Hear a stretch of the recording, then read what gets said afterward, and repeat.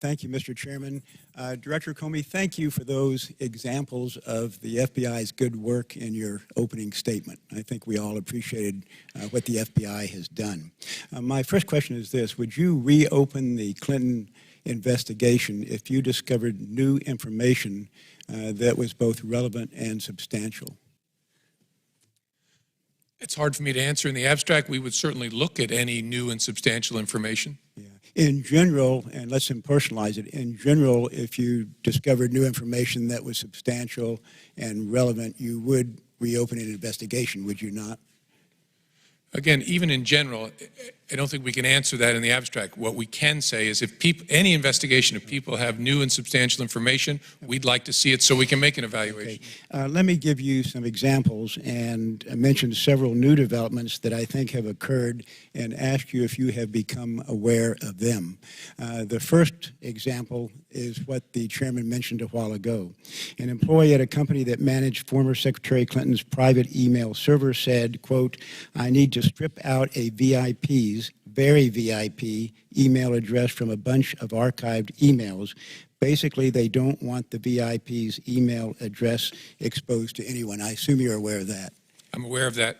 Okay. The same employee called a new retention policy designed to delete emails after 60 days a, quote, Hillary cover-up operation. And you saw that, did you not? Say the last, I'm sorry, Mr. Smith, I couldn't hear the last. Same employee called a new retention policy designed to delete emails after 60 days a Hillary cover-up operation. Okay. You saw that? I don't know that particular language. Okay. We'll get you the source, but you can take my word for it that that's what he said. I will. Another example, a former Clinton Foundation employee who also managed the Clinton server destroyed devices used by former Secretary Clinton by smashing them with a hammer. You're aware of that?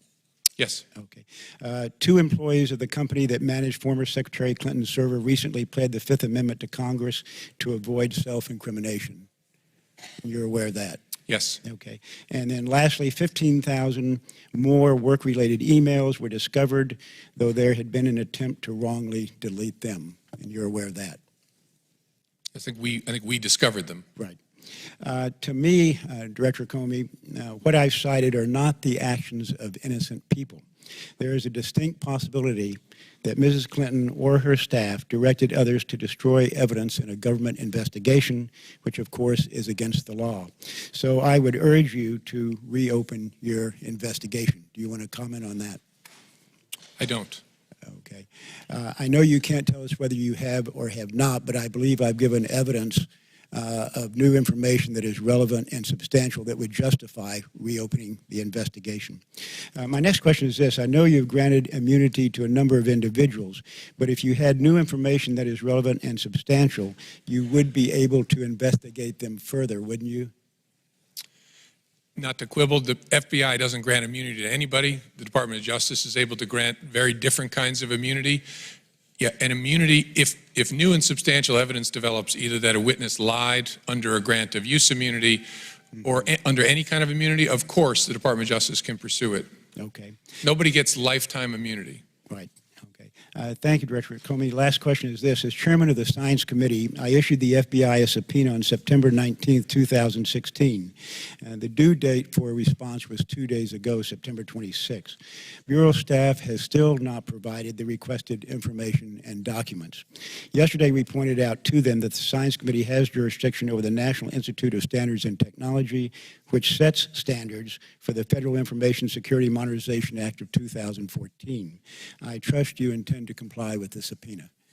I intend to continue the conversations we've been having about the subpoena. Yeah. As you know, we've made a lot of documents available to at least 6 committees, and the question of whether we should make them available to another committee is something that we're struggling with, but talking to your folks about. To me, there's no struggle. If we have clear jurisdiction, which we can demonstrate, it, I think, obligates you to comply with the subpoena. Yes, sir. We're not trying to be disrespectful. We're just not sure we see the jurisdictional issue the way that your folks do, but we're continuing to talk about it. Okay. Thank you, Director Comey. Would the gentleman yield?